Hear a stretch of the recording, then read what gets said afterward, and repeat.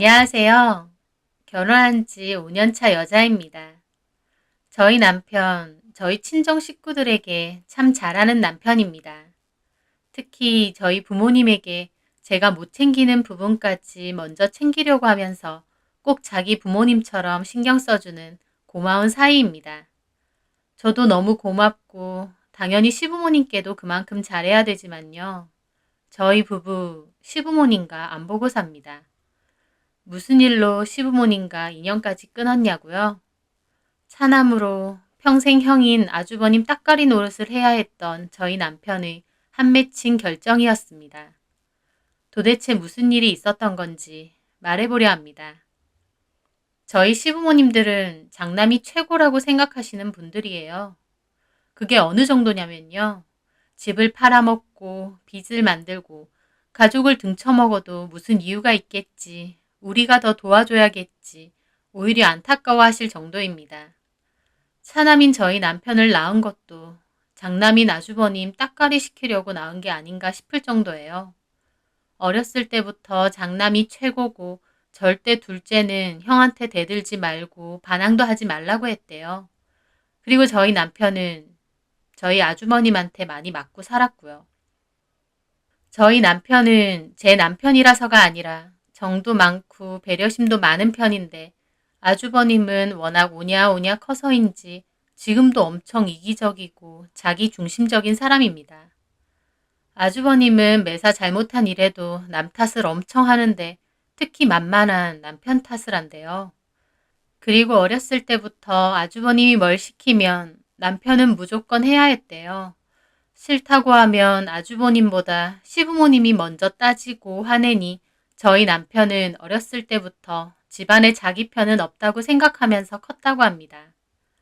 아주버님은 나이가 들어가면서 그런 부분이 더 심해졌다고 했습니다. 학교든 직장 생활이든 조금이라도 힘들거나 누가 자기한테 싫은 소리 한마디 하면 조금도 참지 않고 깽판치고 도망치기 일쑤고 그 뒷수습은 시부모님 혹은 남편이 해야 했죠. 저도 처음에 결혼한다고 하면서 아주버님을 봤을 때 정말 놀랐다니까요. 형제는 비슷할 줄 알았는데 남편하고는 완전 딴판이었으니까요. 제가 인사드리러 간 첫날에도 제가 동생 아내 될 사람이고 본인의 재수씨 될 사람인데 제가 있든지 말든지 동생을 툭툭 때리고 말도 함부로 하고 나중에 결혼하고 나서는 동생 와이프라는 이유로 저한테까지 함부로 말하고 행동하더라고요. 그래서인지 고분고분한 남편과 달리 할 말 다 하는 성격인 저와 엄청 부딪히고 저를 별로 안 좋아합니다. 이 집안에서 유일하게 아주버님에게 따지고 언성 높이는 사람은 저밖에 없었으니까요. 결혼 초반에 있었던 일입니다. 저희 부부가 결혼하고 신혼 초에 아기가 들어섰거든요. 제가 몸이 좀 약한 편이라 병원에서도 절대 안정하라고 해서 남편과 상의 끝에 저는 다니던 회사를 그만두었습니다. 어차피 남편도 수입이 괜찮아서 외벌이로도 괜찮을 것 같다는 판단이었어요. 그런데 저더러 대한민국 여자들 문제야. 결혼하면 일부터 그만둔다니까. 무슨 봉 잡은 것도 아니고. 그러는 거예요. 저는 기분 나빠서 물었죠. 아주버님, 저 들으라고 말하시는 거세요? 나는 전반적인 대한민국의 세태에 대해서 말한 건데 재수 씨가 찔렸으면 어쩔 수 없고요. 저희 부부가 상의해서 내린 일인데 왜 아주버님이 그렇게 말하세요? 제가 그렇게 말하니 표정이 완전 썩더라고요. 시부모님도 자기 아들한테 대들었다고 저를 고깝게 보고요. 그랬더니 아주버님은 갑자기 저희 남편더러 야, 네가 벌면 뭐 얼마나 잘 번다고 외벌이를 하냐? 진짜 이 새끼도 어리버리해. 여자 치마폭에 쌓여가지고. 진짜 어이없더라고요. 자기가 뭔데요? 형이랍시고 동생 결혼한다고 돈 한 푼 보태준 거 없이 오히려 동생한테 틈만 나면 돈이나 뜯으려는 주제에 어디서 말도 안 되는 혼수질인가요? 그리고 저희 남편이 어리버리하다뇨.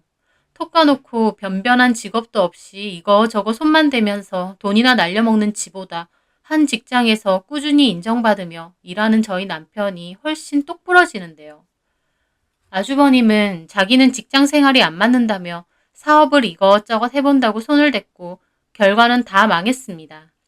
기본적으로 성실함도 없고 힘든 건 조금도 못 견디는 사람인데 어떻게 사업을 하고 장사를 하나요? 돈만 날려먹고 다 접었죠. 그런 주제에 허세는 많아서 꾸역꾸역 차도 좋은 거 타고 다닙니다. 사업 자금은 어디서 났냐고요? 다 시부모님 돈입니다. 시부모님 노후 자금은 물론 그나마 있던 재산들까지 하나 둘 다 처분하면서 장남을 도와준 거죠. 저희 남편이요. 결혼할 때 1,000만 원 받은 게 전부입니다. 지금 살고 있는 집도 남편이 총각 때 청약 당첨돼서 꾸준히 돈 납입하던 거고요. 결혼할 때 결혼 비용을 원래 좀 보태주시기로 했었는데 그때쯤 아주버님이 주식 사고를 크게 치는 바람에 그거 메꾼다고 결국 저희한텐 1,000만 원 보태주셨어요. 자기 때문에 동생 결혼 자금도 날려먹은 건데 미안하거나 부끄러운 기색은 1도 없었습니다.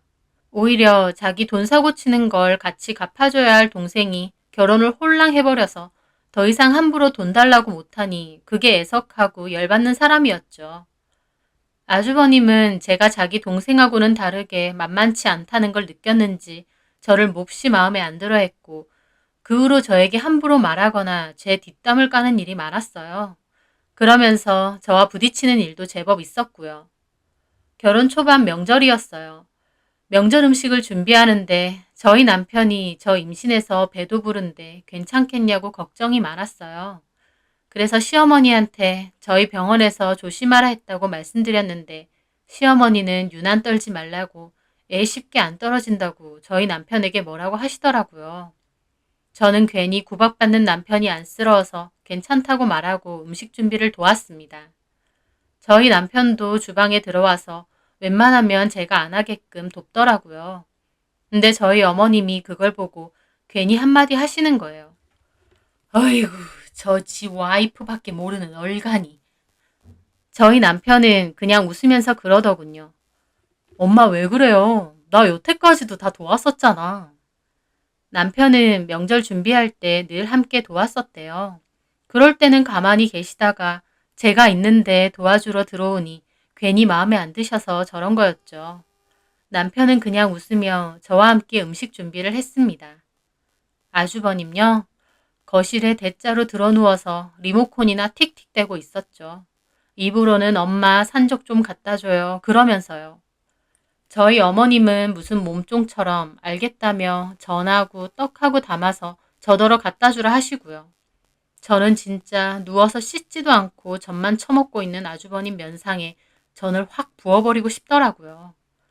이런 집에서 어떻게 저희 남편 같은 아들이 나왔을까 진짜 돌연변이다 생각하며 그렇게 음식 준비를 마저 했죠.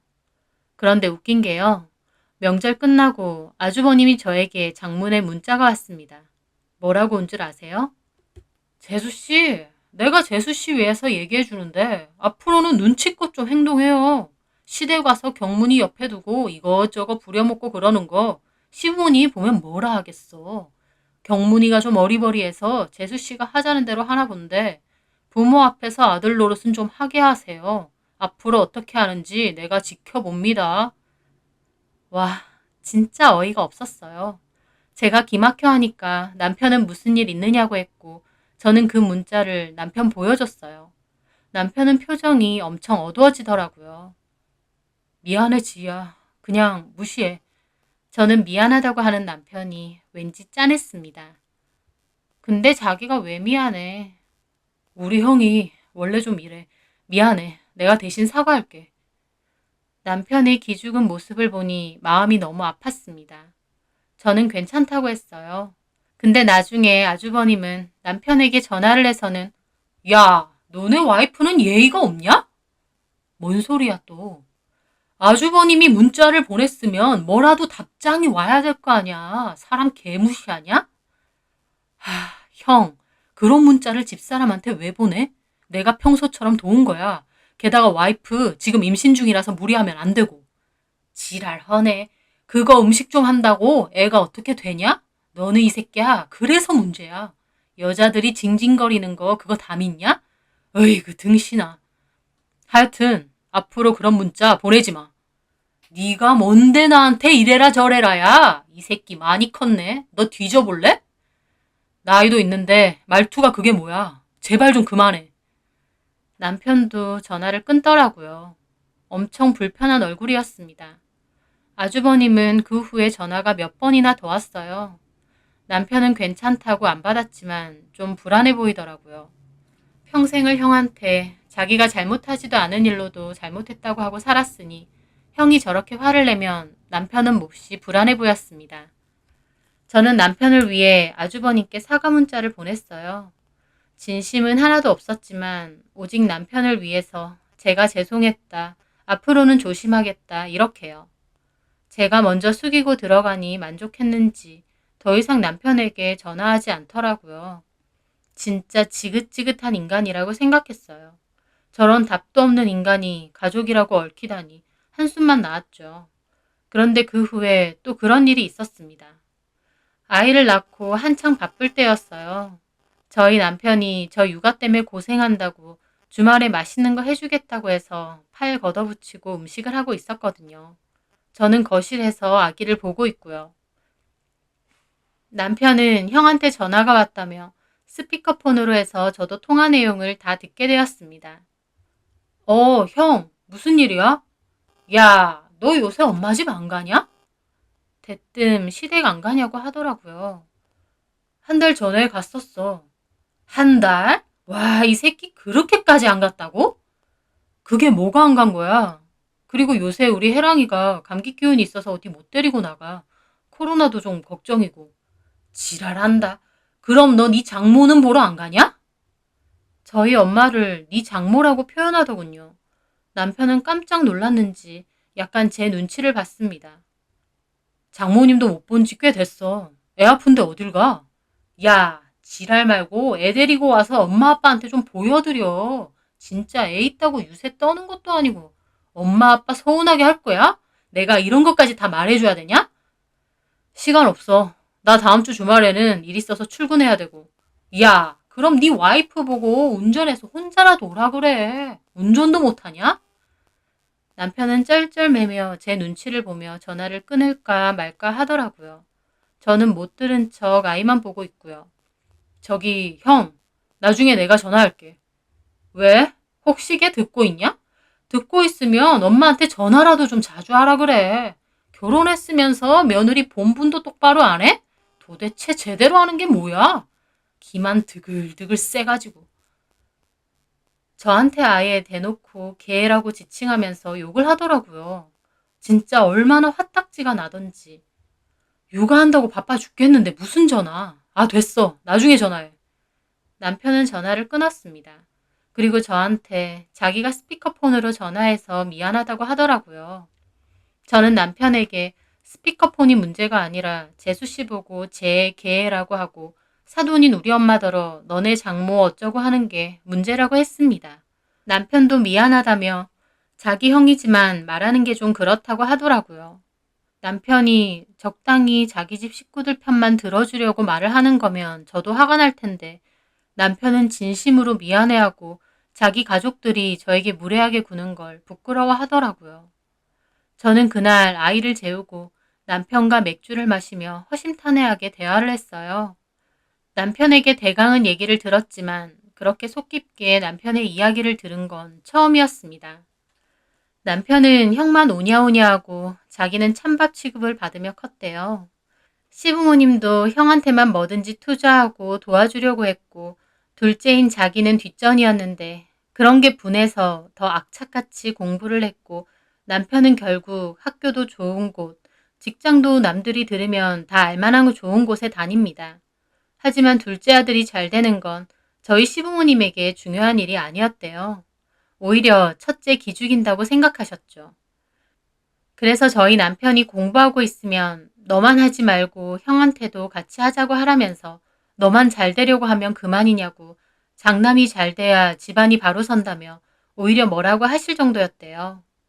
저희 남편은 내가 주원 아들인가 왜 형만 좋아하고 나는 이렇게 미운오리 새끼 취급을 받을까 정말 고민도 많고 힘들었대요. 저희 남편 늘 착하고 배려심 많았는데 그런 모습들이 평생 희생만 하고 커와서 그렇다고 생각하니 가슴이 찢어지게 아프더라고요. 그러면서 저희 남편 하는 소리가 저랑 결혼하려고 했을 때 저도 좋지만 저희 부모님이 좋아서 결심한 것도 있대요. 저희 부모님 남편이 오면 예비 사이라고 엄청 잘해주셨거든요. 남편은 자기를 따뜻하게 맞이해주시고 이해해주시는 모습이 너무 좋더라며 그래서 더 저와 결혼하고 싶었다고 했습니다. 저는 가족 사이에 있으면서도 평생을 외로워한 남편을 꼭 안아주었습니다. 그리고 가족에게서 받지 못한 사랑 내가 더 듬뿍 주고 당신 기도 내가 살려주며 그렇게 살겠다고 했습니다. 남편은 말만이라도 고맙다며 자기도 정말 잘하고 싶다고 하더라고요. 남편과 그날 눈물 어린 맥주를 마셨네요. 그런데 그 후에 결정적인 그 일이 터졌습니다. 시부모님이 급하게 호출을 했고 아이는 저희 엄마에게 좀 맡기고 오라고 하시더군요. 무슨 일인가 하면서 아이를 맡기고 남편과 시댁에 갔어요. 그런데 어머님이 남편에게 그러는 거예요. 아주버님이 또 돈 사고를 쳤다고요. 제가 결혼한 기간 안에 이미 3번의 주식 사고를 쳤습니다. 첫 번째는 사업 말아먹은 거 처분하고 남은 돈이랑 저희 남편에게 빌려서 투자를 했는데 그 종목이 제대로 급락해서 다 날려먹었고요. 두 번째는 비트코인에 시부모님이 그나마 들고 있던 적금 통장까지 깨서 투자했다가 말아먹었고요. 그리고 이번에 또 빚내서 다시 주식에 손을 댄 거였습니다. 진짜 가만히 숨만 쉬는 게 도움이 될 정도로 허구한 날 사고만 치는 인간이 바로 우리 아주버님입니다.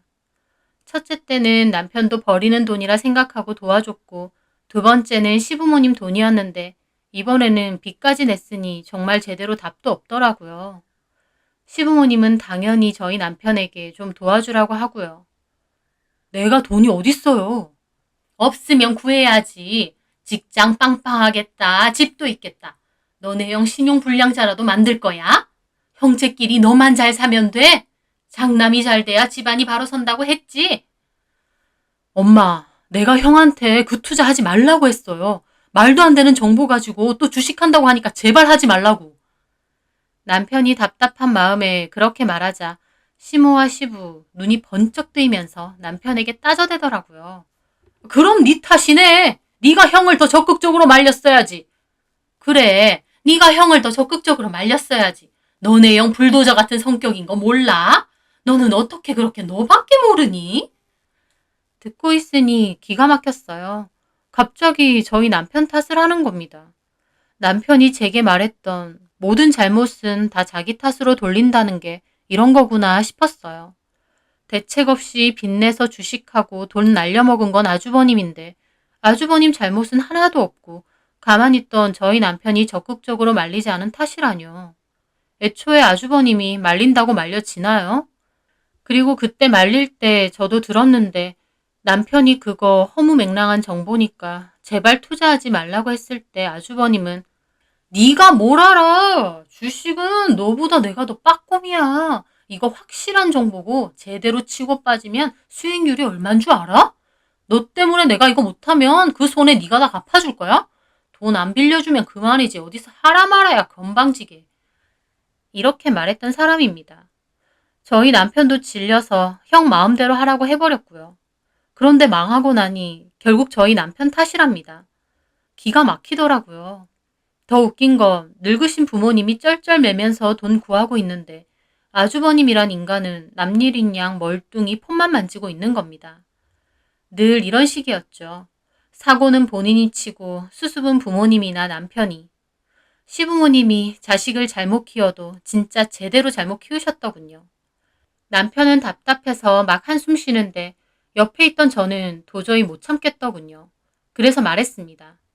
어머님, 아버님, 저희 돈 없어요. 이 월급, 아파트 남은 대출금에 저희 생활비, 그리고 어머님, 아버님 보험비랑 용돈도 저희가 드리잖아요. 그런 것까지 하면 저희도 매번 아슬아슬해요. 근데 저희가 어디 돈이 있겠어요. 제 말에 옆에 있던 아주버님이 스프링처럼 튀어 올라앉더니 불같이 저희 남편에게 따지더군요. 내가 뭘 했어? 결혼한다고 와이프 일 그만두게 하지 말랬지? 네가 벌면 얼마나 번다고 외벌이 한다고 해? 내 이럴 줄 알았어. 어이가 없었습니다. 자기 빚 때문에 이러고 모여있는데 지금 여기서 저딴 훈수를 둘 처지인가요? 저는 어이가 없어서 따졌습니다. 아주버님, 뭔 소리 하시는 거예요? 지금 아주버님이 빚까지 내서 주식하다가 망해서 그 돈 때문에 이러고 있는 거잖아요. 뭐라고요? 재수씨 말이면 다야? 내가 재수씨 돈 달라고 했어? 저희 집 돈이잖아요. 내 동생 돈이야, 내 동생 돈. 그때 저희 남편도 못 참겠는지 말하더군요. 나도 못 해줘. 여태까지 해줄 만큼 해줬어. 나 기껏 모은 적금, 형한테 사업자금 보태준 것도 있고, 형이 50만 원, 100만 원 필요할 때마다 보내준 것도 한두 번 아니잖아. 그리고 저번에 상여금 받은 것도 형이 빌려달래서 결국 빌려줬고. 근데 형 그런 거 하나도 안 갚았잖아. 남편이 막 따지자 아주버님도 시부모님도 눈이 막 뒤집어지더라고요. 어디서 장남한테 따지냐 이거였죠. 이 새끼 결혼하더니 완전 변했네? 이 새끼 저 새끼 하지 마. 나도 이제 애 아빠고 형한테 새끼 소리 들을 이유 없어. 그런데 그 말에 어머님이 갑자기 남편 뺨을 확 때리는 거예요. 저는 너무 놀라 소리를 질렀고 남편도 너무 기막힌 얼굴이더라고요. 어디서 형한테 소리를 질러? 내가 너를 그렇게 가르쳤어? 와이프 치마폭에 쌓여있으면 가족이고 뭐고 안 보여? 시모는 그러면서 저한테도 따지더군요. 너는 이 집이래. 왜 네가 왈가왈부하고 아주버님더러 훈계야 훈계가. 네가 그렇게 잘났어? 그 말에 남편이 저를 가로막으며 따졌습니다. 예, 엄마가 그렇게 안 가르치셨죠. 니네 형이 뭘 잘못해도 다 네가 잘못한 거고 네가 사과해라. 너는 평생 네 형 딱가리나 하면서 형 사고 친 거 수습이나 해라. 이렇게 가르치셨죠. 남편은 울분에 차서 소리를 지르더라고요. 저는 남편과 연애 그리고 결혼 생활 하면서도 그런 모습은 처음 봤습니다. 정말 악에 바친 얼굴이었어요. 그러자 시아버지까지 남편을 보며 씩씩거리더라고요. 아주 잘하는 짓이다. 집구석 아주 잘 돌아가. 동생이 형하고 엄마한테 소리나 지르고. 저 새끼 결혼하고 완전 변했다니까? 병신 같은 새끼. 아주버님이 그렇게 욕을 하고 저도 못 참고 소리 질렀습니다. 병신 같은 새끼가 누군데요? 허구한 날 사업 말아먹고 나이 처먹어서 부끄러운 줄도 모르고 부모고 동생이고 손 벌려대면서 할 줄 아는 거 하나도 없이 피해만 끼치고 다니는 아주버님 본인 말하는 거예요? 그 순간 제 말에 아주버님 눈이 확 뒤집히더니 저한테 달려와 손을 확 치켜들고 때리려는 거예요. 저는 너무 놀라 소리를 지르며 팔로 머리를 감쌌는데요. 그 후에 생각지도 못한 일이 일어났습니다. 남편이 아주버님을 그대로 확 떠민 거였어요. 아주버님은 완전 나자빠지며 뒤로 굴렀고요. 이 사람한테 손대기만 해. 나도 더 이상 안 참아. 남편이 쩌렁쩌렁 소리를 지르더라고요. 솔직히 살만 디룩디룩 찐 아주버님에 비해 저희 남편 운동도 꾸준히 해서 몸도 좋고 덩치도 좋습니다. 그런 남편이 확 떠미니 뚱땡이 아주버님은 그대로 날아가서 처박히더라고요. 옷까지 뒤집어져서 처박히는데 솔직히 진짜 웃긴 꼴이었습니다. 시부모님은 그 모습에 초상이라도 난 양 난리가 나셨고요. 어디 형을 밀어? 너 미쳤어? 이 자식이 진짜. 그리고 시모는 딱 남편에게 머리까지 디밀었습니다. 나도 때려봐라. 어디 애미애비도 쳐봐라 이 싹수 없는 놈아. 남편은 차마 시어머니를 못 떼어놓으니 가만히 있었고 제가 시어머니에게 그만하라고 말렸어요. 그러자 시어머니는 저까지 떠밀더라고요. 제가 확 넘어지자 남편은 그 순간 아악 소리를 지르며 바닥에 있던 다갓상을 그대로 엎어버렸습니다. 그리고는 미친 것처럼 소리를 막 질러대는 거예요. 시부모님과 아주버님은 놀라서 입이 떡 벌어졌지만 저는 오히려 그 모습이 눈물이 날 정도로 슬프더라고요. 평생을 참고 살았던 남편이 결국 폭발한 모습이 너무 안쓰러웠거든요. 남편은 한참을 소리 지르다가 씩씩대며 말하더라고요. 됐습니다. 이 집 자식은 형밖에 없는 것 같네요. 저는 할 만큼 했고 더 이상은 못하겠습니다. 잘난 첫째 아들하고 잘 먹고 잘 사세요. 못나고 싹수 없는 저는 앞으로 영원히 보고 살 생각 마시고요. 남편은 저를 챙겨 밖으로 나가려다 자기 형을 보며 그러더군요. 너 앞으로 나한테 연락할 생각하지 마라. 형 대접하는 것도 오늘이 마지막이다. 그렇게 저랑 나오는데 뒤통수에 대고 어머님 아버님이 욕을 막 하셨어요. 남편은 그 길로 바로 차에 올라탔는데 손을 벌벌 떨면서 울더라고요. 그 모습이 너무 가슴 아팠습니다. 저는 같이 펑펑 울며 남편을 꼭 안아주었어요. 저는 남편에게 잘했다고, 당신 이만하면 참을 만큼 참았다고 말했습니다. 남편과 저는 한참이나 부둥켜 안고 울었어요. 그 후에 시부모님과 아주버님은 지긋지긋할 정도로 저와 남편에게 전화를 해댔어요. 그런데 남편은 모든 전화를 다 수신 차단해버리고 저와 본인 핸드폰 번호도 바꿔버렸습니다.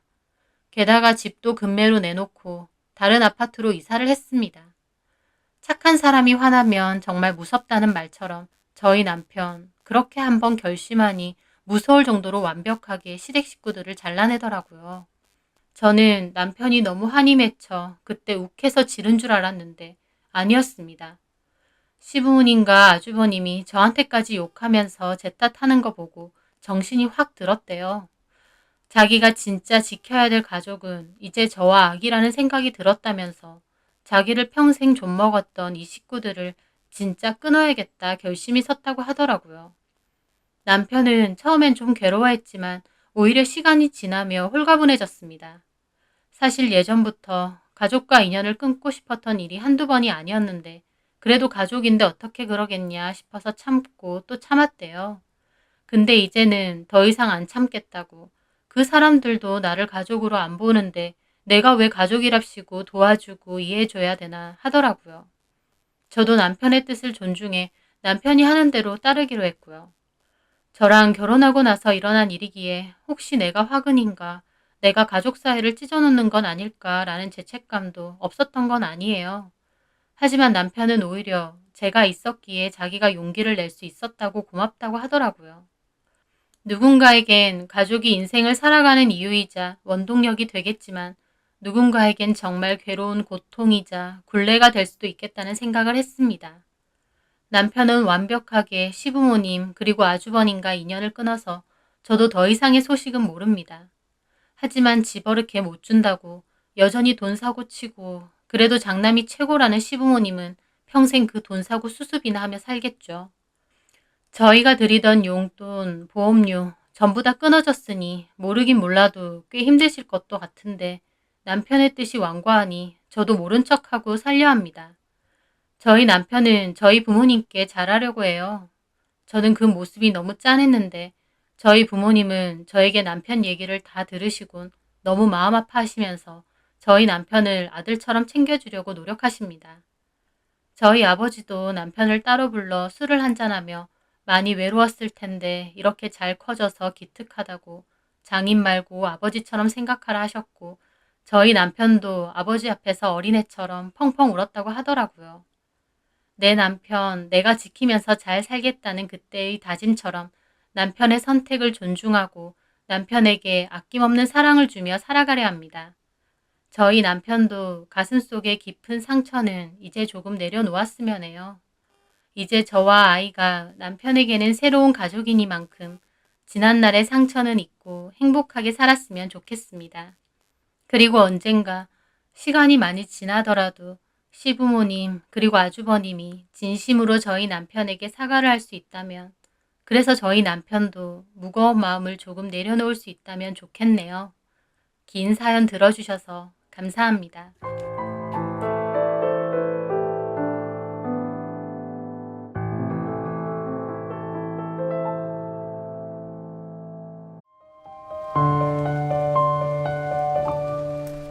안녕하세요. 저는 늠름한 아들 둘을 키우고 있는 40대 후반의 여자입니다. 20년 동안의 저의 결혼 생활에서 남은 건 착하고 바르게 잘 자라준 저희 아들들밖에 없습니다. 왜냐면 남편은 신혼 초부터 바람을 줄창 피워대면서 이혼하자는 소리를 입에 달고 살았거든요. 저 좋다고 쫓아다녀서 결혼하고 아이도 가졌는데 결혼하고 얼마 지나지 않아 남편은 회사 비서로 일을 하던 직원 여자와 눈이 맞아 바람을 피웠습니다. 그 여자를 진심으로 사랑한다며 대놓고 뻔뻔하게 이혼해달라고 했고 그 여자도 저를 찾아와 사장님과 살고 싶다고 이혼해달라 요구하기도 했죠. 한창 행복해야 할 신혼기간에 남편의 바람과 이혼 요구로 정말 힘들었습니다. 콱 죽고 싶을 만큼 우울하고 자존감도 떨어지고 힘들었지만 아이가 너무 어리고 또 아이에겐 저밖에 없다 보니 꿋꿋이 버텼어요. 아이도 너무 어리고 경제적 능력이 없던 저로서는 이혼해 줄 수 없었거든요. 그렇게 그 여자에게 정신이 팔린 남편은 지속적으로 이혼을 요구했는데 어느 순간 더 이상 이혼 얘기를 하지 않더라고요. 정신을 차린 거냐고요? 아니요. 그 여자와 헤어진 거였습니다. 죽고 못 산다고 생 난리를 치더니 결국 헤어지더라고요. 그렇게 한동안은 잠잠하던 남편, 이제 마음 잡았겠거니 생각을 했고 둘째도 가졌습니다. 눈에 넣어도 아프지 않을 자식이 둘이나 있으니 남편도 처음에 방황은 있고 정신을 좀 차릴 거라 믿었어요. 하지만 저의 완전한 착각이었습니다. 남편의 바람기는 거의 정신병에 가까운 거라 정신 차리고 말고 할 게 아니었거든요. 둘째가 돌도 안 지났을 무렵 남편은 두 번째 여자를 만나는 것 같았습니다. 또다시 저에게 이혼을 요구했고 저는 안 해준다 버텼습니다. 제가 이혼을 안 해주고 버티니 남편은 아예 집을 나가서 그 여자와 살림을 차렸어요. 제 주변에서는 그만하면 이혼해라. 너네 남편 그 정도면 병이다라는 말도 많이 들었습니다. 저라고 이혼 생각 안 해봤겠나요? 수도 없이 했습니다. 하지만 저는 이혼하지 않고 버텼습니다. 아이들에게 그게 최선이라고 생각했거든요. 밖으로만 도는 아빠긴 해도 그래도 아빠가 필요하다고 생각했어요. 또 아들 둘이 공부를 굉장히 잘했는데요. 그러다 보니 이런저런 지원도 많이 해야 했습니다. 당연히 교육비도 많이 들어가는 편이었고요. 만약에 이혼하고 나면 절대 지금 수준의 교육을 시켜주지 못할 것 같았고 공부 욕심이 많았던 아이들에게도 너무 미안할 것 같았습니다. 제가 눈만 딱 감고 참으면 아이들에게 경제적 지원은 계속 해줄 수 있다 보니 저만 참으면 된다고 생각했던 거죠.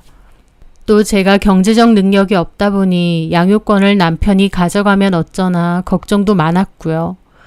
또 이혼을 하게 되면 아이들에게도 상처가 클 것 같아서 그런 부분이 염려되어서 망설여진 것도 컸습니다. 저에게는 아이들이 정말 중요했거든요. 저는 밖으로만 도는 남편 목까지 최선을 다해 아이들을 키웠습니다. 단순히 공부만 시킨 게 아니라 시간 나는 대로 시간을 보내면서 추억도 많이 만들려고 했고 아이들이 저를 친구 같은 엄마로 느낄 수 있도록 많이 노력했죠. 그렇게 아이들은 건강하고 바르게 잘 커주었어요. 공부도 잘해서 둘 다 전교 1등을 놓친 적이 거의 없을 정도로요. 제가 그렇게 아이들을 키우고 있는 도중에도 남편의 외도는 끝이 없었습니다. 두 번째 여자와도 아마 끝이 난 것 같았지만 남편은 여전히 밖으로만 돌았어요. 그리고 그 태도는 아이들이 커갈수록 뻔뻔해지더라고요. 저한테 대놓고 여자친구랑 여행 갈 거니까 짐을 싸라고 한 적도 있습니다.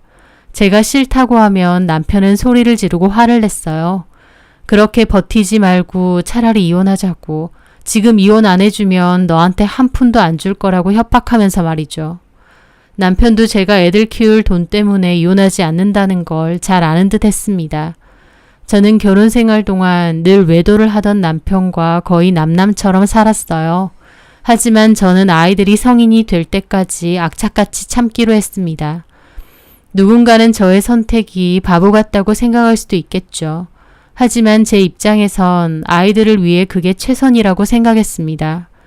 남편도 집과 저한테는 무심했지만 아들들이 공부를 잘하는 것에는 굉장히 기뻐했어요. 남보기에 그리고 자랑하기에 좋다 이거였죠. 정작 아빠로서 아이들과 시간을 보내거나 대화를 한 적은 거의 없으면서 공부를 잘하는 것 하나만으로 그렇게 주변에 자랑을 하고 다니더라고요. 다 자기 돈으로 이만큼 컸으니 고맙게 생각하란 소리와 함께요. 그러던 와중 남편은 또다시 여자가 생긴 것 같았습니다.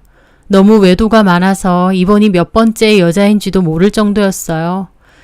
남편은 이 여자는 자기의 운명이라며 기필코 이 여자와 결혼을 할 거라고 했습니다.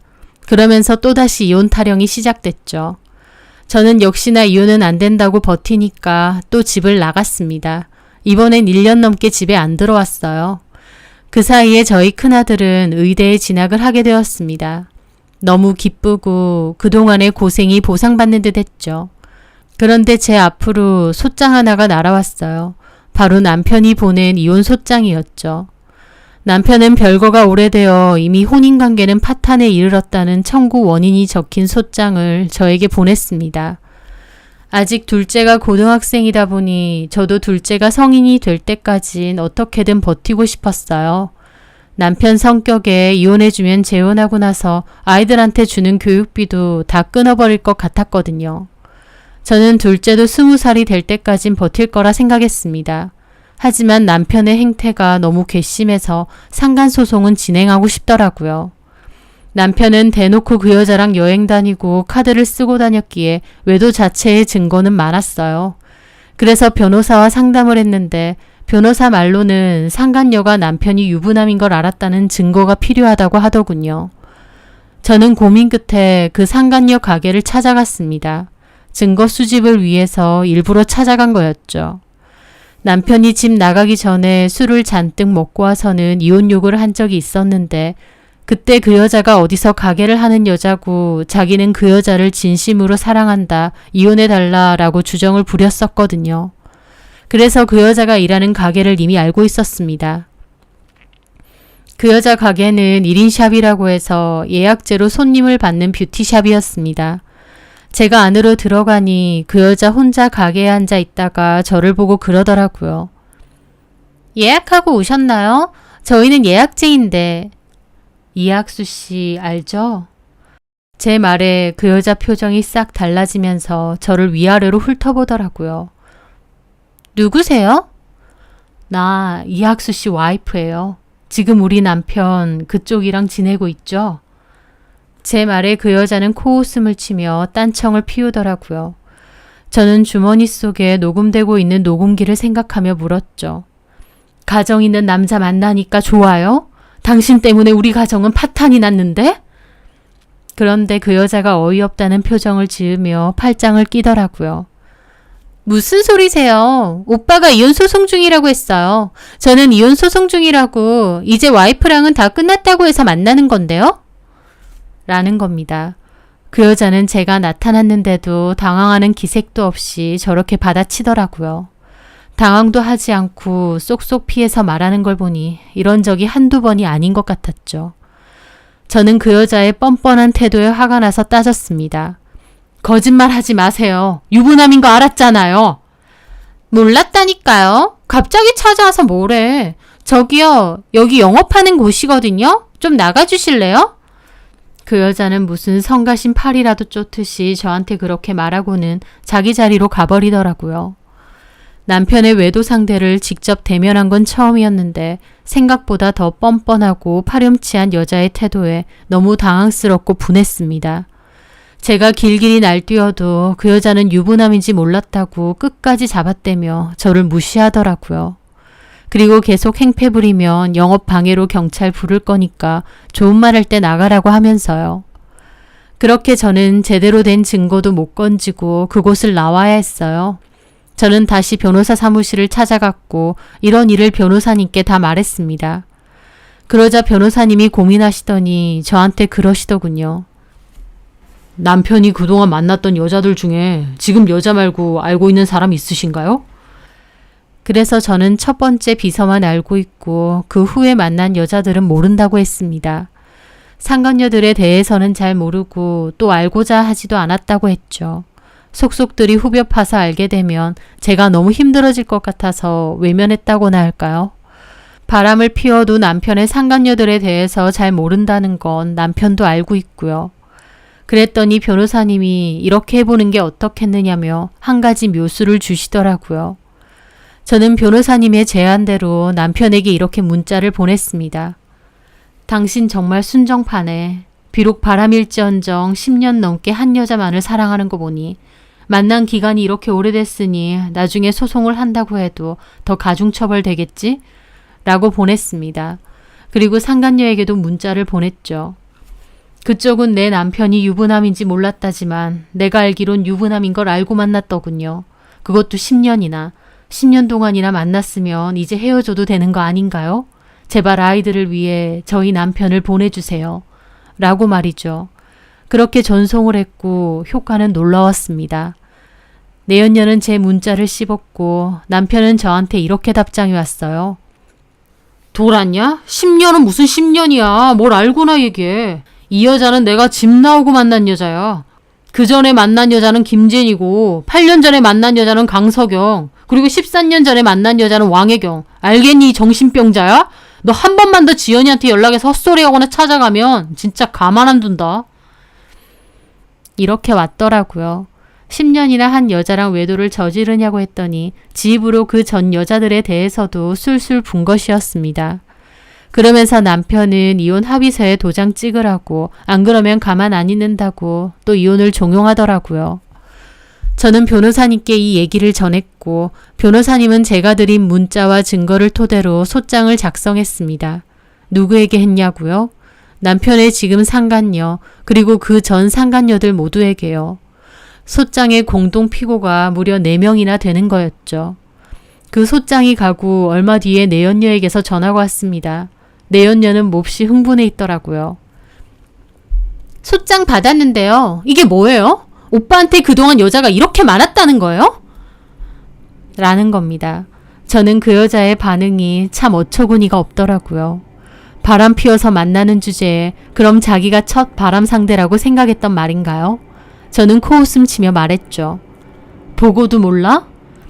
전에 뭐 10년이 어쩌고 말 같지도 않은 문자 보내길래 씹었고 오빠가 말도 안 되는 헛소리라고 했는데 그럼 진짜로 그동안 다른 여자가 있었다고요? 그래. 그쪽은 한 4번째? 5번째였나? 모르지. 그 사이에 더 있었을지. 너도 정신 차려. 불륜 저지른 남자가 일편단심 순해 보일 거라 생각한 정신머리가 놀랍네. 그 남자 여자 가르타는 게 취미인 사람이야. 내 보기엔 너도 1년이나 남았을까? 뭐라고요? 그래도 사랑하면 데리고 살든가. 참 이혼하면 재산 반은 내 거야. 남은 재산으로 알콩달콩 재미지게 살아. 근데 내가 20년 가까이 살아온 경험으로 말하자면 그 인간 바람기 절대 못 고쳐. 너랑 산다고 해도 줄창 다른 여자들 만날 거다. 참고로 지금도 어떤지 모르지. 너한테 질려서 또 새로운 여자한테 작업 걸고 있을지. 저는 그렇게 말하고 전화 끊었습니다. 물론 그 통화 내용도 다 녹음은 돼 있었어요. 추가 증거로 필요하면 내려고요. 그 남편과 그 여자 사이에 어떤 대화가 오갔는지 모르지만 아마 대판 싸움이 났던 것 같습니다. 남편이 저에게 전화와서 생난리를 치는 걸 보면요. 진짜 미쳤어? 당신 때문에 나 지연이랑 끝났다고. 도대체 뭔 개소리를 한 거야? 저는 한숨을 쉬며 말했습니다. 하자 이혼. 원하는 대로 해줄게. 제가 불쑥 이혼해준다고 하니 남편도 한참이나 대답이 없더라고요. 그러더니 그렇게 이혼해달라 할 때는 콧방귀 끼더니 이제 와서? 그래. 애들도 컸고 더 이상은 안 되겠다. 이혼하자. 그렇게 원하는 대로 이혼해줄게.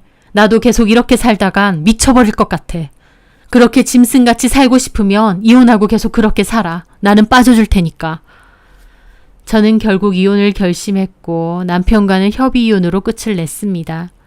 혼인 유지 기간이 길고 기여도를 인정받아 남편의 재산 50%는 제가 받게 되었고요. 아이들도 그런 과정을 알게 되면서 아빠에게 정이 다 떨어진 것 같더라고요. 남편이 연락이 와도 아이들은 답장도 연락도 잘 하지 않았거든요. 그렇게 시간이 흘러 둘째도 명문대에 합격을 하고 남편에게서 연락이 왔어요. 축하한다고. 하지만 둘째 아들은 지금 사는 아줌마랑은 잘 지내시느냐, 혹시 헤어지고 갑자기 우리 생각나서 연락하시느냐 그랬다더군요.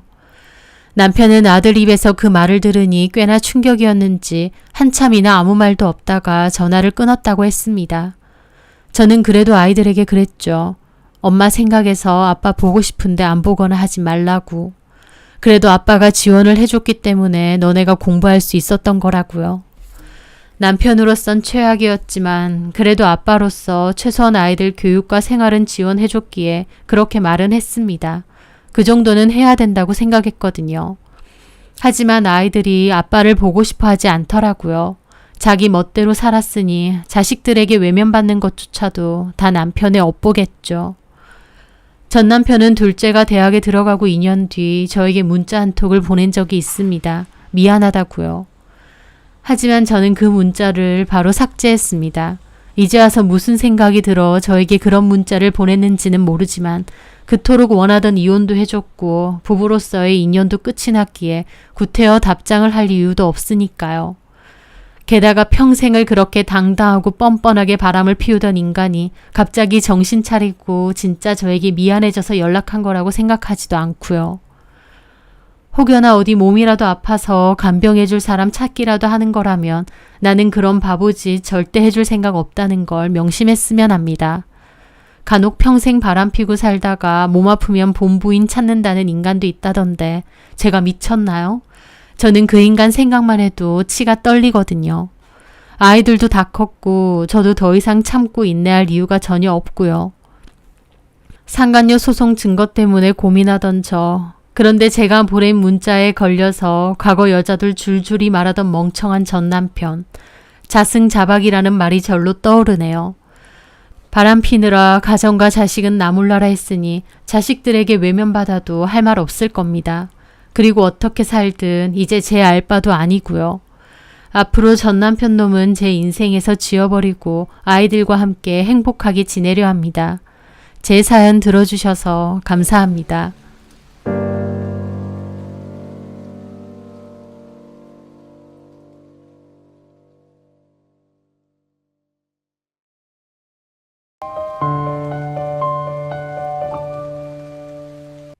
안녕하세요. 저는 7살 난 아들을 키우고 있는 30대 후반 여자입니다. 화장품 회사에서 MD로 일하며 제 일에 자부심을 느끼고 살던 저는 남들이 다 부러워할 만한 결혼도 했었습니다. 남편은 개인 사업을 하는 사람이었고 시댁도 꽤 부유한 편이었어요. 경제적으로 여유도 있었지만 무엇보다 저를 굉장히 좋아했던 사랑꾼이었습니다. 연애 때는 저를 공주님처럼 챙겨주기도 해서 주변에서 다들 부럽다고 할 정도였죠. 부모님 다음으로 저한테 이렇게 지극정성으로 온 마음을 다해주는 사람이라니. 저도 그 남자가 좋았고 결혼도 자연스레 약속하게 되었습니다. 결혼을 하고 나서도 신혼 때까지는 너무 행복하고 좋았죠. 결혼 후 3개월 만에 아이를 임신했고 남편은 결혼 후에 연애 때보다 더 지극정성으로 저에게 잘해주었습니다. 저도 남편에게 잘하려고 노력했고요. 시부모님도 쿨하고 좋으신 분들이었고 별다른 분란은 없었습니다. 눈에 넣어도 아프지 않을 예쁜 아들을 출산했고 1년 뒤 복직도 했는데요. 회사에서도 인정받으며 잘 다녔고 가정에서는 남편하고 사이 좋고 아이도 건강하게 잘 자라주었으니 걱정할 게 아무것도 없었죠. 모든 것이 완벽하게 굴러간다고 생각했고 제 삶이 꽤 성공적이고 안정적인 궤도에 올랐다고 생각했습니다. 또 앞으로도 계속 그럴 것이라고 믿었고요. 하지만 인생은 예고 없이 가장 잔인한 방식으로 뒤통수를 치는 것 같아요. 마치 그동안의 행복을 비웃기라도 하듯 그 사랑꾼이던 남편에게 가장 비참한 배신을 당해야 했거든요. 지금부터 제가 겪은 그 지독했던 이야기를 시작하려 합니다. 저희 부모님은 인품이 훌륭하신 분들이고 존경할 만한 분들이시긴 하지만 형편 자체는 넉넉하지 못했습니다. 가난했던 집안 형편에 부모님께 도움받기는 어려울 거란 생각이 있었기에 나름 공부를 꽤나 열심히 했었습니다. 다행히 좋은 대학에 갔고 졸업 후에는 누구나 알만한 유명 화장품 회사에 입사도 했었죠. 성공을 위해 또 인정을 받기 위해 열심히 일하다 보니 어느샌가 제 나이가 소위 말하는 결혼 정년기를 지나가려고 하더군요. 그렇긴 해도 사실 그때까지는 결혼을 해도 그만 안 해도 그만이라는 생각도 있었는데요. 그맘때 저를 쫓아다니며 열렬히 구애한 남자가 있었습니다. 소개팅은 아니었고 그냥 친구에게서 가볍게 소개받은 지인이었던 남자인데 저한테 반했다며 몹시 적극적으로 대시를 했거든요. 그 남자가 바로 제 남편이 된 지영호였습니다. 그 남자는 자신의 사업체를 운영한다고 했는데 젊은 나이에 회사를 운영한다고 하니 대단하다 싶더라고요. 그만큼 자신감도 넘치고 유머러스하기도 하고 통도 컸습니다. 저한테 완전 반했다면서 적극적으로 연락을 하고 매일같이 제 회사 앞으로 찾아오기도 했습니다. 저를 집에 데려다 주겠다면서요. 저는 부담스러워서 괜찮다고 거절을 했는데 부담 가질 것 없이 자기를 택시처럼 생각하라고 하더라고요. 게다가 저한테 꼭 필요한 선물들을 넘치게 해주기도 하고 제가 필요할 때마다 늘 제 곁에 와주기도 했습니다. 열렬한 그의 모습에 저도 마음이 열렸어요. 내가 뭐라고 나를 이렇게까지 좋아해주고 신경 써주나 싶어서 고맙기도 하고요. 그렇게 저는 결국 그 남자와 만나게 되었는데요. 제가 마음을 열어준 게 너무 고맙다면서 자기가 정말 잘하겠다고 연애하는 동안 저를 공주처럼 아끼고 대접해 주더라고요. 저는 그럴 필요 없다고 했는데 정말 그 남자는 저에게 지극정성이었습니다. 저도 사실 그 전에 연애 경험이 두어 번 있긴 한데 저한테 이렇게까지 최선을 다하려는 사람은 처음 봤어요. 본인도 일도 많고 피곤하면서도 꼭 저를 집에 데려다주고 필요한 일 있으면 늘 기사를 자처했고 싫은 티 한 번 낸 적 없습니다. 몸이 좀 안 좋다 한마디만 해도 약이며 죽이며 싸들고 저희 집을 왔고 제가 갖고 싶어 하는 건 그냥 흘린 말 한마디도 다 귀담아 듣고 사오더라고요. 심지어 저희 부모님의 생신, 결혼 기념일까지 챙겨주었습니다. 고급 호텔 레스토랑을 예약하거나 부모님께 호텔 케이크와 선물을 보내기도 했죠. 저뿐만 아니라 저희 부모님한테도 지극정성이니 저도 그 남자가 얼마나 좋았겠나요. 행복하게 연애를 했고 많은 사람의 축복 속에 결혼도 했습니다. 결혼 후에도 남편은 애정이 넘쳤습니다. 늘 저에게 예쁘다, 사랑한다는 말을 달고 살았고 저 역시도 넘치는 사랑에 너무 행복했습니다. 남편은 저를 무슨 깨지기라도 할 것 같은 유리구슬처럼 대했고 저도 그런 행동에 많이 익숙해지게 되었죠. 게다가 남편은 결혼 후에도 여전히 저희 친정 식구들에게도 잘했습니다. 저희 부모님이 사시는 낡은 빌라를 보고 사시는 게 불편할 것 같다며 8천만 원 가량을 들여 리모델링까지 해주었습니다. 부모님은 사이복이 있다고 좋아하셨고 주변 사람들은 모두 돈 많고 착한 데다 섬세하기까지 한 남자와 결혼한 저를 부러워했습니다. 그때만 해도 저 역시 제가 세상에서 가장 행복한 여자라고 믿어 의심치 않았어요. 하지만 그 찬란했던 행복은 결혼 4년이 되기도 전에 금이 가고 있었습니다. 너무 과한 것은 부족한 것만도 못하다는 말이 있죠. 사랑이 넘쳐나던 남편이었지만 언젠가부터 점차 저에게 무심해지고 시큰둥해지기 시작하더라고요. 눈에 띄게 말이죠. 막 열정적으로 사랑을 퍼붓다가 그 사랑이 빠르게 발약을 드러내는 것 같은 느낌이었다고나 할까요? 남편은 좀 눈에 띄게 퉁명해졌고 저를 대하는 게 쌀쌀맞아졌으며 또 늦은 귀가가 잦아졌습니다. 저는 그맘때 아이를 키우며 회사 생활을 병행하느라 바빴는데 늘 밖으로 도는 남편과는 대화를 하는 일이 갈수록 줄어들었죠. 남편은 바쁘다는 핑계를 대며 집에 늦게 들어오거나 와도 씻고 그냥 자는 경우도 많았고요. 저도 사람인데 변해버린 남편의 모습에 섭섭하기도 하고 대화를 좀 하자고 얘기도 여러 번 했죠. 하지만 그럴 때마다 남편은 저를 좀 귀찮아하고 성가셔했습니다. 저 좋다고 그렇게 쫓아다니고 공주 대접할 땐 언제고 이제 와서 본인 마음이 식었다고 바로 차가워지는 걸 보니 황당하기도 하고 저 역시 남편에게 실망이 크고 섭섭했죠. 계속 공주 대접 해달라는 게 아니라 결혼 생활을 하고 있는 부부니까 알콩달콩 부부로서 행복하게 잘 살면 되는데 남편은 갑자기 무자르듯 뚝 하고 차가워졌으니까요. 혹시 남편에게 여자가 생긴 건가 싶기도 했습니다. 그렇지 않고서야 어떻게 이렇게까지 사람이 달라지나 싶잖아요.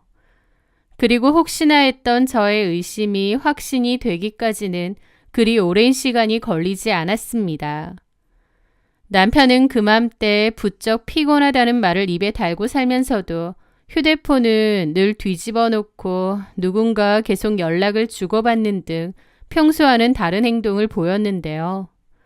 어쩔 때는 폰 보고 실실거리다가도 제가 다가가기만 하면 소스라치게 놀라 화면을 가리기도 했죠.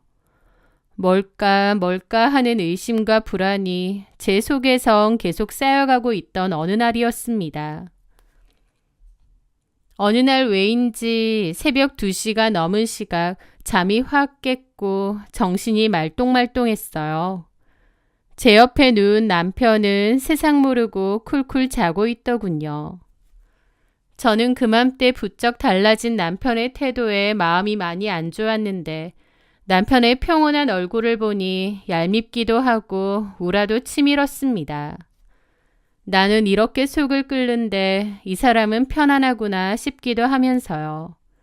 그러면서 문득 머리맡에 놓여져 있는 남편의 핸드폰에 눈길이 가더라고요. 사실 남편의 행동이 좀 의심스럽긴 했어도 남편의 폰을 훔쳐볼 생각까진 하진 않았습니다. 남편의 프라이버시를 존중하자라는 생각도 있었지만 사실은 제가 판도라의 상자를 열고 싶지 않았던 것 같아요. 남편의 핸드폰에는 제가 알면 안 되는 어떤 비밀이 있을 것 같았고 그걸 열어볼 용기가 나지 않았거든요. 하지만 그날은 뭔가 봐야겠더라고요. 보지 마, 보고 나면 돌이킬 수 없어 싶기도 하지만 또 한편으론 이런 찝찝한 기분을 안고 살 바에야 한번 들여다보자 라는 생각이 들기도 했습니다. 그렇게 저는 잠든 남편이 깨지 않도록 조심스럽게 휴대폰을 손에 쥐고 밖으로 나왔습니다. 패턴은 알고 있었기에 푸는 것은 어렵지 않았습니다. 그리고 불 꺼진 거실에서 남편의 핸드폰을 조심스레 살펴보는데 메시지를 열어본 순간 숨이 턱 멎는 것 같더라고요. 그리 어렵지 않게 남편의 외도 증거를 찾아냈기 때문이죠. 남편은 제가 폰을 안 볼 성격이라는 걸 알았기 때문인지 아니면 들켜도 상관없다고 생각한 건지 모르겠는데 외도 증거들을 지울 생각도 없이 고스란히 다 놔뒀더라고요. 한재희라는 이름의 여자였고 그 여자는 남편의 외도 상대였습니다. 그 여자는 속옷만 입고 자신의 방처럼 보이는 곳에서 영상을 찍어 남편에게 보냈더라고요. 자기야, 이거 자기가 선물해준 속옷인데 어때? 잘 어울리지? 라고 보낸 영상이었습니다. 남편은 그 영상에 조만간 여행 갈 때 꼭 입고 와라, 너무 보고 싶다, 지금 달려가고 싶다 등등의 메시지를 보냈고요. 기가 막히더라고요.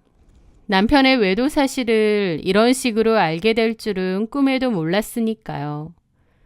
그리고 한재희라는 이름이 뭔가 낯이 익은 겁니다. 가만 생각해보니 한재희는 남편 회사의 여직원인 것 같더라고요. 전에 남편이 얘기를 할 때 이름을 얼핏 들었던 기억이 났거든요. 떨리는 손으로 그들의 대화를 쭉 살펴보니 최소 3개월 이상이 된 관계였습니다. 사랑해, 또 보고 싶어, 여행 가자 등등 애정이 뚝뚝 묻어나는 대화들이 가득했죠. 남편은 마치 과거의 저에게 했듯이 그 여자에게 지극정성이었습니다. 그 여자가 해달라는 거 다 해주고 선물도 아낌없이 사주고 심지어 그 여자가 부르면 금방 달려갔더라고요. 저와 저희 아들이 버젓이 집에 있는데도 남편은 그 여자가 부르면 망설임 없이 그 여자를 만나러 달려갔던 겁니다. 저도 남편이 회사 일로 갑자기 나가야 된다고 하면 그냥 갔다 오라고 하고 별말 안 하는 성격이었다 보니 이렇게 대담하게 불륜을 즐기고 있는 줄은 몰랐습니다. 부들부들 떨리는 손으로 휴대폰을 쥔 채 지옥 같은 시간을 보냈습니다. 거실 소파에 웅크리고 앉아 해가 뜰 때까지 멍하니 창밖만 바라보았습니다. 눈물조차 나지 않더라고요. 너무 큰 충격은 오히려 사람을 무감각하게 만든다는 것을 그때 처음 알았습니다. 우리 가족 사진 속에서 환하게 웃고 있는 남편의 얼굴이 악마처럼 보이기까지 했죠. 다음 날 아침 저는 아들을 어린이집에 보내고 다시 들어왔습니다. 남편은 개인 사업자라 출근 시간이 자유로운 편이었고 저는 그날 일부러 연차를 썼었죠. 저는 남편에게 어제 제 폰으로 옮겨두었던 그 영상을 들이밀었습니다. 이거 뭐야? 설명 좀 해봐. 남편은 처음엔 좀 당황한 듯 눈이 동그래져서 저를 보더라고요.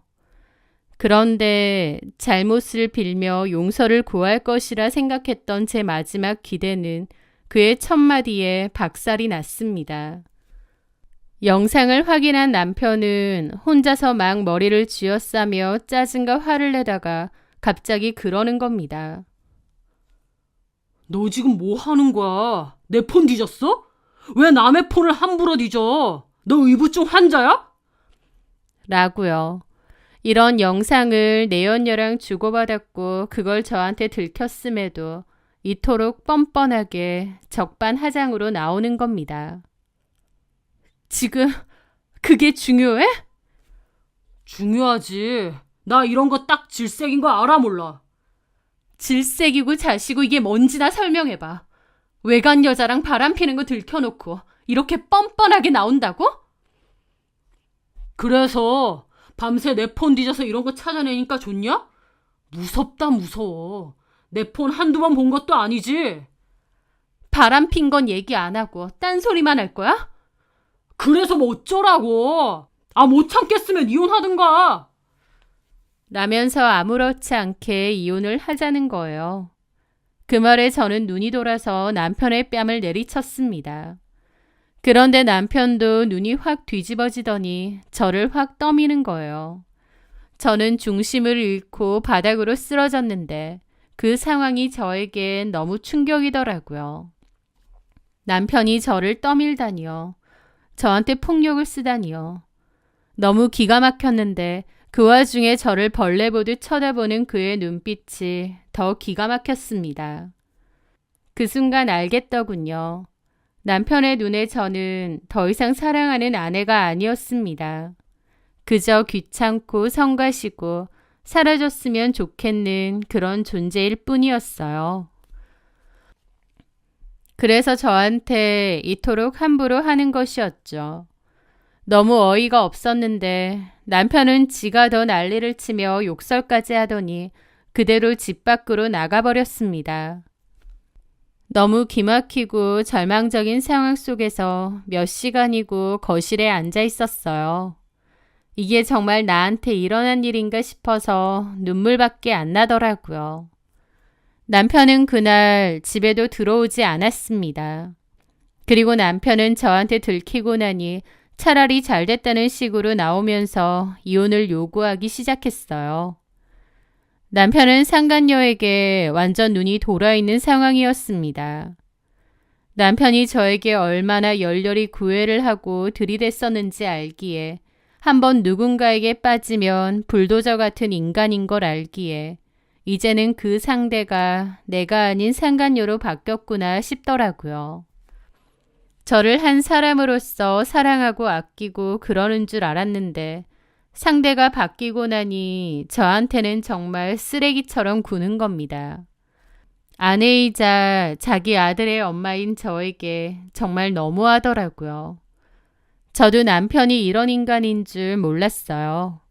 하지만 그럼에도 미련할지 모르지만 가정을 지키고 싶었습니다. 어린 아들을 위해서라도 남편을 돌려놓고 싶은 마음이 컸어요. 그리고 제 마음 한편에도 남편이 다시 돌아올 거라는, 다시 예전의 착한 남편으로 돌아올 거라는 어리석은 믿음과 기대가 남아 있었습니다. 나를 그토록 사랑한다고 하고 좋아했던 남편이었기에 다시 돌아올 수 있지 않을까라는 헛된 믿음이 남아 있었던 거죠. 남편이 저를 떠밀기까지 했는데도 저는 어리석게도 남편을 기다리고 있었던 겁니다. 하지만 남편은 끊임없이 이혼을 요구했어요. 집요하게요.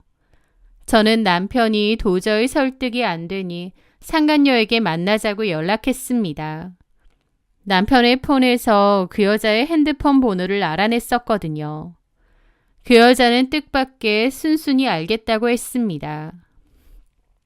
저는 약속 장소인 카페에 가면서도 무슨 말을 해야 할지 수없이 고민하게 되었습니다. 하지만 막상 카페 주차장에 도착하고 나서 카페 안으로 들어갈 수가 없었어요. 왜냐면 주차장에는 남편 차가 있었고 거기에서 남편과 그 상간녀가 함께 내렸거든요. 저는 그 여자에게 둘이서 얘기를 하자고 했고 그 여자도 알겠다고 했지만 보란 듯이 제 남편을 데리고 온 겁니다. 남편은 조수석 문을 열어주었고 그 여자가 내렸어요. 둘이서 무슨 카페 데이트라도 온 것처럼 다정하게 안으로 들어가는데 그 모습을 본 순간 저는 더 이상 얘기할 필요도 저 여자를 굳이 만날 필요도 없겠구나 라는 것을 깨달았습니다. 그 모습에 제 안에 있던 마지막 희망의 끈이 끊어지는 것을 느꼈거든요. 아, 저 남자는 이제 내 남자가 아니구나. 내가 저 둘 앞에 나타나면 오히려 비참한 꼴만 나겠구나 느낀 거죠. 그래서 저는 참담한 하지만 뭔가 정리된 듯한 기분으로 다시 차를 빼서 카페를 나와버렸습니다. 저는 조용히 상간소송을 진행했어요. 남편은 그 와중에도 저에게 계속 이혼을 요구했습니다. 저는 남편이 너무 괘씸해서 이혼은 안 해주고 상간소송만 하려고 했어요. 그런데 남편은 저에게 나쁘지 않은 조건을 제시할 테니 이혼해달라고 하더라고요. 그 여자에게 푹 빠진 남편은 하루라도 빨리 저를 정리하고 그 여자에게 가고 싶은 모양이었습니다. 한때는 저돌적으로 저에게 사랑을 표현했던 그 남자였는데 다른 여자한테 빠지고 보니 그런 것들이 얼마나 의미가 없는지 깨달았죠. 여자한테 미친 남편놈은 아내도 자식도 의리도 아무것도 없었습니다. 어쨌든 저는 일단은 상간소송 먼저 준비했습니다. 그런데 소장을 받은 상간녀가 저에게 전화가 왔어요. 미안함이라고 눈꼽만치도 찾아볼 수 없는 뻔뻔한 말투로 그러더군요. 소장 받았어요. 무슨 심정으로 보내셨는지는 알겠는데요. 어쨌든 영호 오빠가 재산분할이랑 위자료 명목으로 꽤 넉넉하게 해준다고 했잖아요. 어차피 파탄난 관계인데 그거 받으시고 그냥 깨끗하게 끝내는 게 그쪽한테도 좋은 거 아닌가요? 왜 이렇게 일을 크게 만들고 복잡하게 만드세요? 라는데 기가 막히더라고요. 저는 이를 악물고 최대한 차분하게 말했죠. 어차피 파탄난 관계라고요? 그 파탄이 누구 때문에 났는데요? 저 때문이라고요? 뭔가 잘못하신 것 같은데. 제가 알기로는 오빠랑 그쪽이랑 이미 사이가 틀어졌고 이혼 얘기도 오갔던 사이라고 알고 있어요. 그리고 나서 오빠가 저한테 마음이 왔던 거고요. 근데 왜 저 때문이죠? 라면서 개소리를 잘도 짓거리더라고요. 유부남이 꼬시려고 하는 소리를 다 믿어요? 그쪽 나타나기 전까진 우리 부부 사이 아무 문제 없었습니다. 그리고 정상적인 사람이라면 유부남이 그런 소리하고 들이댄다 한들 오히려 기분 나빠하고 쳐내야 되는 거 아닌가요? 좋다 하고 유부남이란 불륜 저질렀으면서 참 뻔뻔하네요. 저도 오빠 사랑해요. 유부남인 거 알면서도 사랑한다는 말이 잘도 나와요? 그러면 소송도 당연히 받아들여야지. 왜 전화했죠?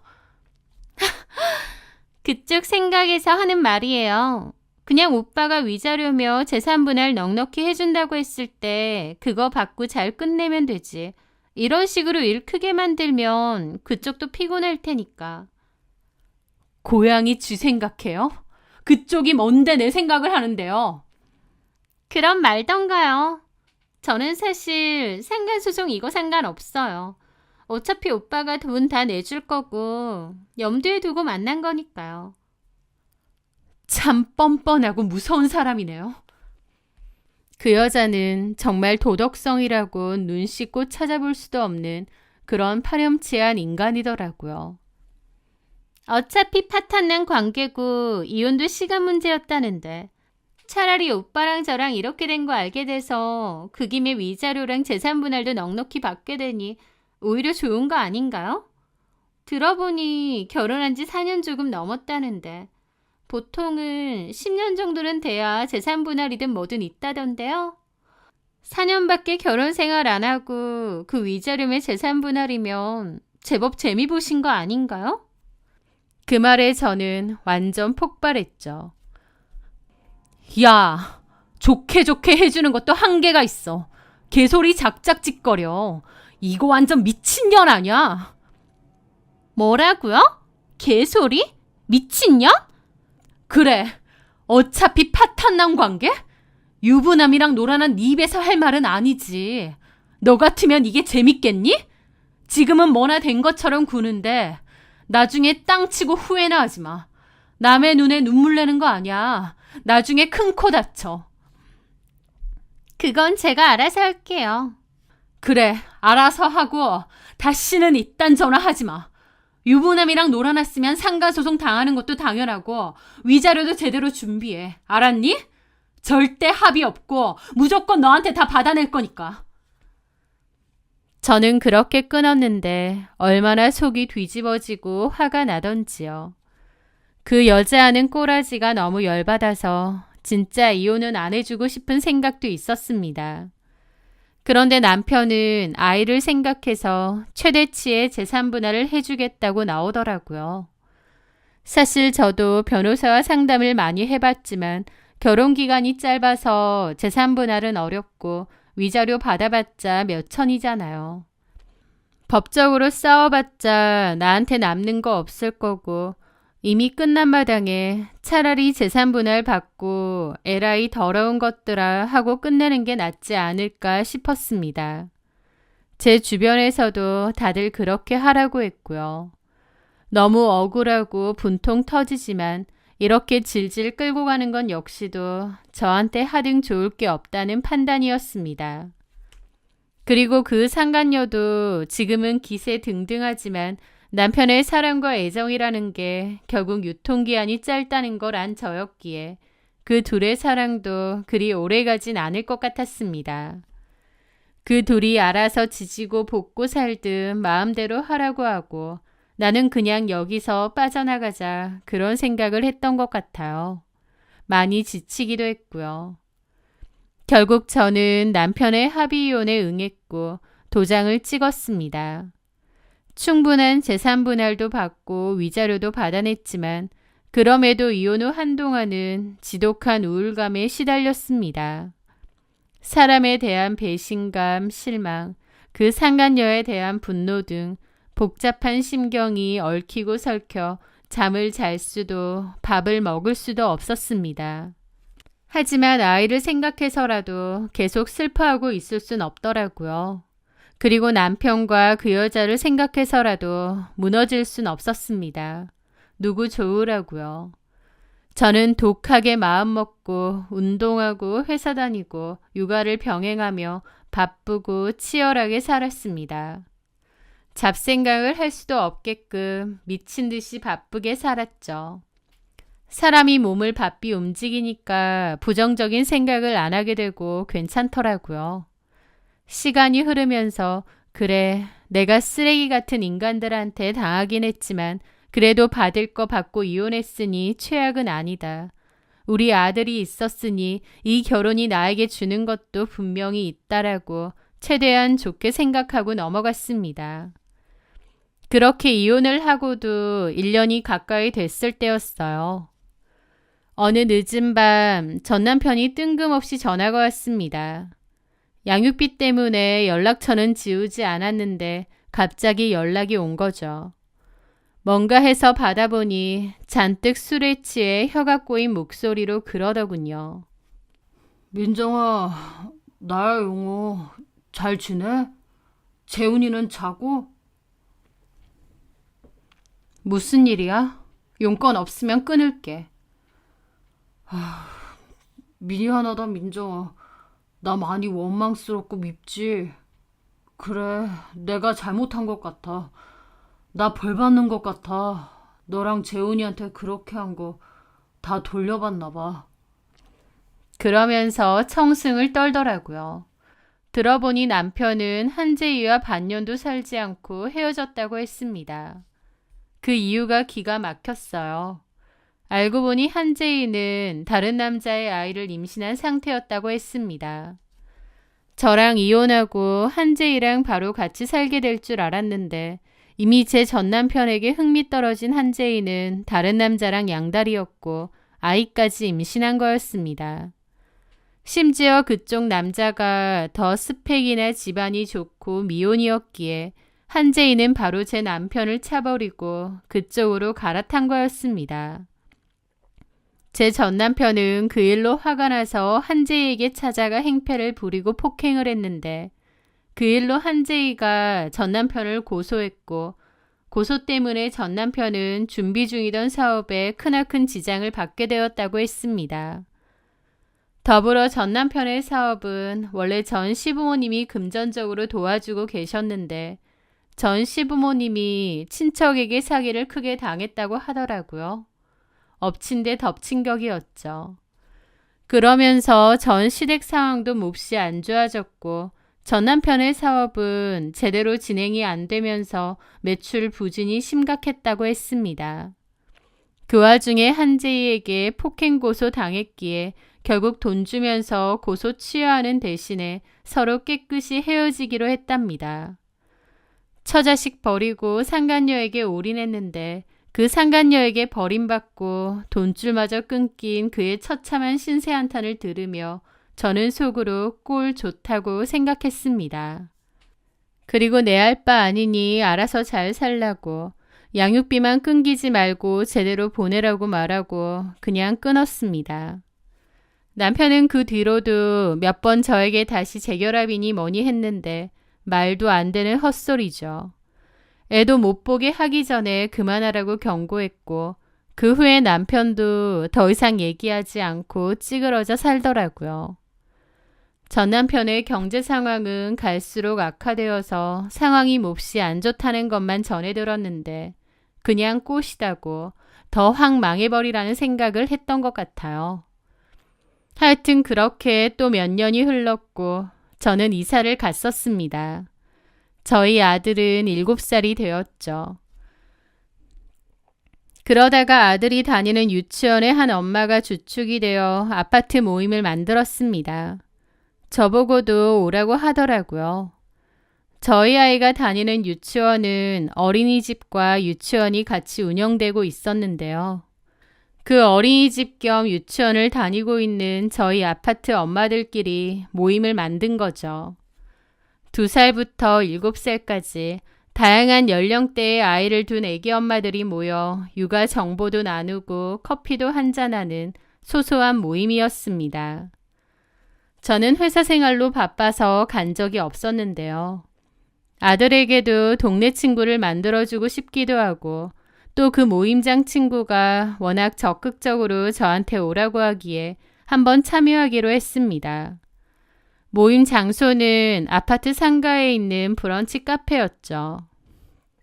그런데 저는 그 모임 장소에서 꿈에도 생각지 못한 인물과 마주쳤습니다.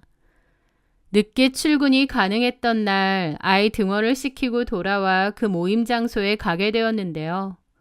그중 어떤 여자를 보고 걸음을 멈췄습니다. 저 여자가 여기 왜 있지 싶어서 너무 황당하더라고요. 네, 바로 상간녀 한재희였습니다. 분명 그 여자가 맞았어요. 그 여자의 딸은 어린이집에 다니고 있고 두 돌이 지났다고 하더군요. 이혼하고 근 3년 만에 그 여자를 봤는데 심장이 철렁 내려앉는 것 같았습니다. 제 가정을 망가뜨린 그녀가 아무 일 없었다는 듯 값비싼 브랜드의 원피스를 입고 다른 엄마들과 웃고 떠들고 있는 거예요. 전과 달리 옷이나 헤어스타일도 엄청 고상한 척 입었더라고요. 그래봤자 과거에 이상한 속옷 입고 유부남한테 영상이나 보냈던 주제에 말이죠. 저는 그 여자에게서 눈을 뗄 수가 없었습니다. 그 여자는 전화통화만 했기에 제 얼굴을 몰랐겠죠. 하지만 저는 그 여자의 사진, 영상, 심지어 멀리서 보긴 했지만 실물도 봤잖아요. 모를 수가 없었죠.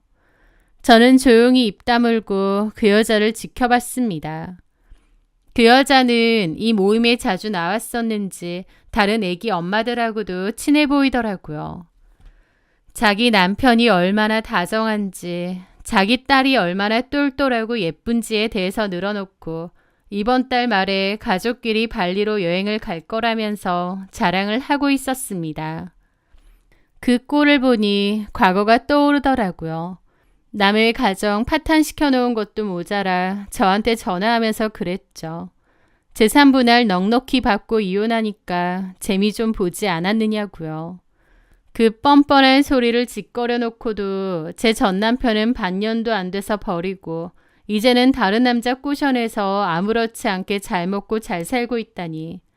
그 꼬라지를 보는데 제 안에서 차가운 결심이 서더라고요. 아, 이건 복수의 기회다 싶었죠. 저는 자리에서 일어나 다른 엄마들이 모두 있는 자리에서 그녀에게로 똑바로 걸어갔습니다. 제가 갑자기 그 여자 옆에 서자 다른 엄마들도 어리둥절해 하더라고요. 그 여자도 마찬가지고요. 저는 웃으며 그 여자에게 말했습니다. 재밌니? 제 물음에 순간 카페 안의 모든 대화가 멈추고 분위기는 얼어붙었습니다.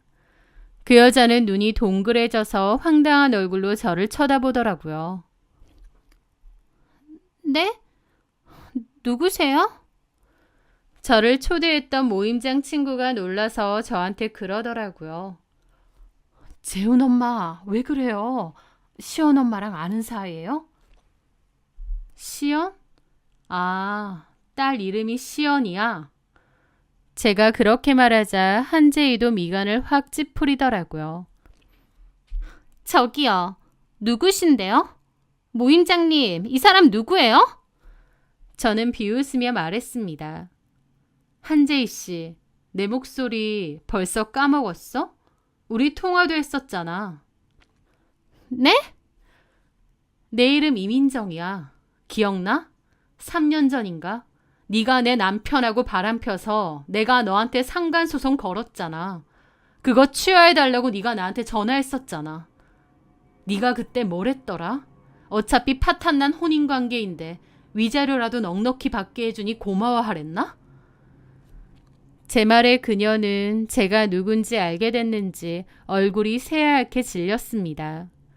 다른 엄마들도 입이 떡 벌어졌죠. 저는 멈추지 않았습니다.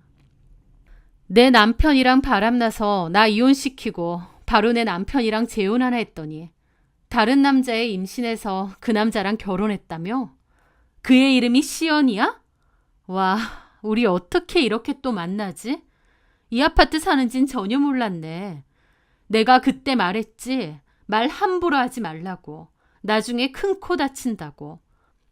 그것 봐. 이렇게 다시 만나잖아? 제 말에 그 여자는 얼마나 당황했는지 벌떡 일어나다가 앞에 있던 주스까지 쏟더라고요. 막 허둥지둥 하는데 참 웃긴 꼬라지였죠. 저기요, 미쳤어요? 지금 무슨 유언비어를 퍼뜨리고 있는 거예요? 나 그런 적 없거든요? 당신 허위사실 유포로 고소할 거야. 진짜 미친 거 아니야? 고소 해봐 얼마든지. 네가 위자료 준 거 아직 그대로 있고 그걸로 고소 비용 내지 뭐. 이보세요. 주변 애엄마들은 웅성거리고 난리가 났죠. 그 여자는 얼굴이 하얗게 질려 있었고요. 미쳤나봐 진짜. 다른 사람하고 착각했나 본데 당신 이거 실수하는 거야. 라며 부들거리길래 제가 그랬죠. 아, 실수인가? 그럼 한번 확인해 보지 뭐. 저는 그 자리에서 휴대폰을 꺼내 몇 년간 지우지 않고 보관해온 저장 드라이브를 열었습니다. 과거 증거 영상들을 드라이브에다 보관해 놨거든요. 그리고 모든 엄마들이 보는 앞에서 그날 남편의 휴대폰에서 봤던 그녀가 속옷만 입고 남편에게 보냈던 그 영상을 재생했습니다. 여러분들이 좀 봐주시겠어요? 이분이 영상 속 저분 맞는 것 같죠? 제 전남편한테 이런 영상을 보냈더라고요. 제가 영상을 틀자 엄마들은 순식간에 경악했습니다. 그 여자는 질겁하며 제 폰을 확 뺐더라고요. 당신 미쳤어? 내놔, 내 폰. 하지만 그 여자는 바닥에 제 폰을 집어 던졌습니다. 놀라서 부들거리는 꼬라지를 보니 오히려 더 우습더군요. 저 역시도 테이블 위에 있는 그 여자 폰을 똑같이 들어서 바닥에 집어 던졌습니다. 이래야 쌤쌤이지. 제 바로 옆에 있던 엄마는 경악하며 그러더라고요. 시언엄마, 이거 진짜야? 미쳤어요? 저 아니에요. 이 여자가 말도 안 되는 소리를 하는 거예요. 뭐가 아니야. 시언엄마 맞더만. 세상에, 유부남이라 미친 거 아니야? 그러면서 뻔뻔하게 세상에 우리 아들이랑 같은 어린이집 다녀서 친하게 지냈더니 알고 보니 상간녀야? 너무 기막힌다 정말. 엄마들은 난리가 났는데 한재이는 아무 말도 하지 못했습니다. 새하얗게 질린 얼굴로 입술만 파르르 떨고 있었죠. 엄마들은 더럽다면서 저런 짓하고 아무렇지 않게 지내느냐니 비난을 쏟아내기 시작했습니다. 어떻게 저런 여자가 우리 애랑 같은 어린이집을 다녀? 나 이거 원장님한테 바로 말해야겠어. 남의 가정 파탄 내놓고 그렇게 지는 행복하다고 자랑질하고 다닌 거야? 미쳤네 진짜. 무슨 낯짝으로. 엄마들은 한재이를 향해 삿대질을 시작했습니다. 모든 것이 탄로나자 한재이는 완전 패닉에 빠진 것 같았고 정신없이 가방을 챙겨 밖으로 나가려고 하더라고요. 그런데 가방을 너무 세게 당긴 바람에 옆사람 커피가 와르르 쏟아졌고 놀라서 가방도 떨어뜨렸죠. 그 여자의 명품 가방이 바닥에 나뒹굴며 립스틱과 지갑 같은 소지품들이 사방으로 흩어졌습니다. 그 여자는 비난을 들으며 정신이 나간 채로 그것들을 대충 주워 담고는 울부짖으며 카페 밖으로 도망쳤습니다. 그날 있었던 일은 순식간에 동네에 퍼졌습니다. 모임에 있던 한 엄마가 익명으로 올린 땡땡 어린이집 맘모임의 불륜녀 정체라는 제목의 글은 아파트 카페까지 올라왔죠. 그 여자를 유추한 사람들은 상간녀 주제에 뻔뻔하다, 과거가 장난 아니다 등 그녀의 모든 것을 조롱하는 댓글을 썼습니다. 결국 그 여자의 남편도 모든 사실을 알게 된 모양이었어요.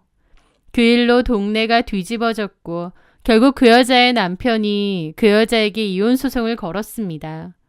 아이도 직접 키우겠다고 했다는 걸 건너서 듣게 되었죠. 물론 저도 피해는 있었습니다. 저 역시도 동네에서 입방아에 오르내렸죠. 좋은 일도 아닌데 그런 일로 사람들 입에 오르내리긴 했지만 그렇다고 해도 그날의 행동은 조금도 후회하지 않습니다. 오히려 몇 년 묵은 채증이 한 번에 내려가는 것처럼 속이 시원했거든요. 다만 저희 아이에게는 피해가 갈 것 같아서 유치원은 다른 곳으로 옮기기로 했습니다. 남의 눈에 눈물을 내면 제 눈에서는 피눈물이 흐른다는 것. 저는 그 당연한 진리를 그 상간녀에게 제 손으로 직접 확인시켜 주었습니다. 저한테 전화해서 자기 덕분에 재산 분할이며 위자료며 더 챙긴 거 아니냐는 정신나간 소리를 했던 그 여자. 그때는 마치 제 우위에 선 듯 저를 조롱하고 우월감을 느꼈던 모양인데 그때 본인이 했던 그 행동이 어떻게 돌아왔는지 톡톡히 알게 되었을 겁니다. 소문이 좀 피곤하긴 하지만 어쨌든 저는 가해자도 아니고 피해자일 뿐이잖아요. 제가 좀 더 당당하게 어깨 피고 살려고 합니다. 제가 잘못한 게 없는데 위축되고 움츠러들 필요는 없으니까요. 훌훌 털어내고 지내자고 하면서도 늘 마음 한켠엔 억울하고 열받는 기분이 있었는데 그날 그렇게 한바탕 하고 나니 속이 다 시원해졌습니다. 제 속 시원해졌으니 그걸로 된 게 아닌가 싶어요. 저는 앞으로도 보란 듯이 잘 지낼 겁니다. 그리고 과거에 남편의 사랑에 너무 익숙해져서 남편의 사랑이 끝났을 때 너무 비참하고 힘들었는데 누군가에게 기대지 않고 내 스스로를 아끼며 살아가는 것이 너무나도 중요하다는 것을 다시 한번 깨닫게 되네요. 제 사연 들어주셔서 감사합니다.